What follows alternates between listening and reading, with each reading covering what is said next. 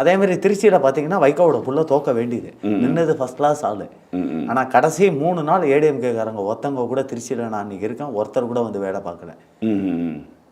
வைகோவோட பையன் ஜெயிக்கணுன்ட்டு பேசி கான்செப்ட் பேசி இது பண்ணி முடிச்சிட்டாங்க. அதனால் இது வந்து இவங்களுக்கு வந்து பெரிய இதுவாக தான் இருக்கும். திமுகவுக்கு வந்து இந்த தடவை ஆட்சிக்கு வரேன்னு இவங்க சொல்லிக்கிட்டு தான் இருப்பாங்க. இப்போ சமீபத்தில் கூட ஒரு இது சொன்னார் தெரியுமா, இந்த ஓட்டு மிஷினில் குளறுபடின்னு. நான் என்ன கேட்குறேன், இந்த ஓட்டு மிஷின் ஓட்டு கொண்டு வந்தது முதல்ல யார்? காங்கிரஸ் தானே. இன்னைக்கு ஏன் ராகுல் காந்தி எல்லாமே நீட்டு கொண்டு வந்தது, ஜிஎஸ்டி கொண்டு வந்தது காங்கிரஸ், எல்லாமே காங்கிரஸ் தானே கொண்டு வந்தது. அப்படி இருக்கும்போது 2017 ஜூன் 13ஆம் தேதி தேர்தல் கமிஷன் எல்லா கட்சிகளுக்கும் அறிக்கை விட்டு இந்த மிஷினில் குளறுபடின்னு சொல்கிறீங்களே, வந்து நிரூபித்து காட்டுங்க, வந்து என்ன குறை இருக்குன்னு சொல்லுங்கண்ணா. ஆனால் ஒருத்தர் கூட போகாததுக்கு காரணம் என்ன? இல்லை நீ இதை எதிர்த்து சுப்ரீம் கோர்ட்டில் கேஸ் போட்டு டேரெக்டாக சுப்ரீம் கோர்ட்டில் இழுக்க வேண்டியதுன்னா ஏன் செய்ய மாட்டேங்கிறாங்க? இப்போ பீகார் தேர்தலில் கூட சொன்னார் ஓட்டு திருட்டுன்ட்டு. கடைசியில் என்ன பண்ண முடிஞ்சது ஒன்றால்?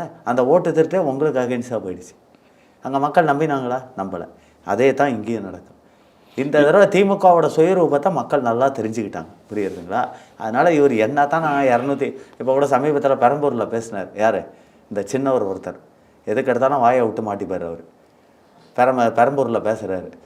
சென்னையில் 234 தொகுதிகள் அப்படின்னு உடனே ஒருத்தன் கையை பிடிச்சி, ஐயா தமிழ்நாட்டில் 234, சாரி தமிழ்நாட்டில் 234 தொகுதியில் 200 தொகுதியில் வெல்லும். தமிழ்நாட்டில் எத்தனை தொகுதி, சென்னையில் எத்தனை தொகுதின்னு தெரியல, நின்று பேசிகிட்டு இருக்காரு.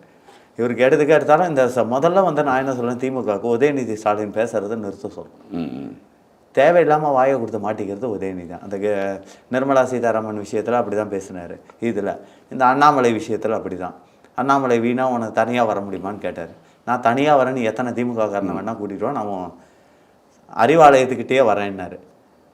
அதுக்கப்புறம் அடுத்த நாள் தினத்தந்தி பேப்பருக்காரன் கேட்குறான், அண்ணாமலை வரேன்றார், என்னைக்கு டேட்டு நீங்கள் சொல்லுவீங்களா அப்படின்றதுக்கு அவரை பற்றி நான் பேச விரும்பவில்லைன்ட்டு போயிட்டார். இதுக்கு ஒருத்தன் கமெண்ட்டில் கிண்டலாக கொடுக்குறான், என்னன்ட்டு தப்பி தவறி உதயநிதி அவர்களே கூப்பிட்டாருன்ட்டு தன்னந்தனியாக போயிடாதீங்க, உங்கள் அப்பாவுக்கே உங்களை அடையாளம் தெரியாமல் பண்ணிவிடுவார் அவர் அப்படின்னு. அப்போ இதெல்லாம் தேவையா? அதாவது நான் என்ன சொல்கிறேன், அரசியல் புரிதல் தன்மை இல்லை. இன்றைக்கி உதயநிதி பேண்ட் ஷர்ட் போட்டு மினுக்கா இவரே தான் சுற்றுறாரு. யார்? நம்ம முதல்வரே வந்து பேண்ட் ஷர்ட் போட்டு தான் சுற்றுறாரு. திமுக வேஷ்டி கட்டி சுற்றுறாரா? ஆனால் கலைஞர் பார்த்திங்கன்னா எப்போதுமே அந்த திமுக வேஷ்டியோட தான் இருப்பார், அந்த கரைவேட்டியோட. ஆனால் இவங்க 2 பேர் இன்னும் 25 வயசு பையன் மாதிரி தான் டிஷர்ட்டு பேண்ட்டு.